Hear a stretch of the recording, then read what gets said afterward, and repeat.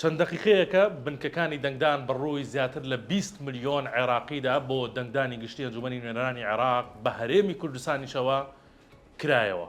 ئەمڕۆ لە کاتژمێر 7ەوە تا کاتژمێر 6 دەتوانن دەنگ بدەن. بەشێکی هاوڵاتیان لە ئێستادا خەوتون.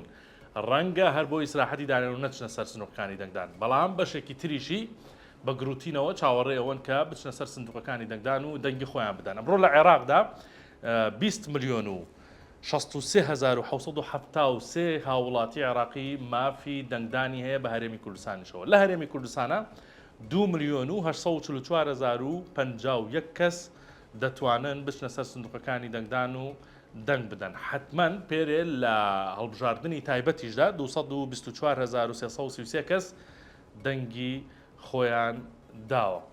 جا ئەوەی کە هەیە بە هەزاران خودسەدان چاودێری نێودەوڵەتی و ناوخۆیی و تۆڕی ڕێکخراوەکان بۆ چاودێری هەڵبژاردنەکان ئەمڕۆ چاودێری هەڵبژاردنەکان دەکەن.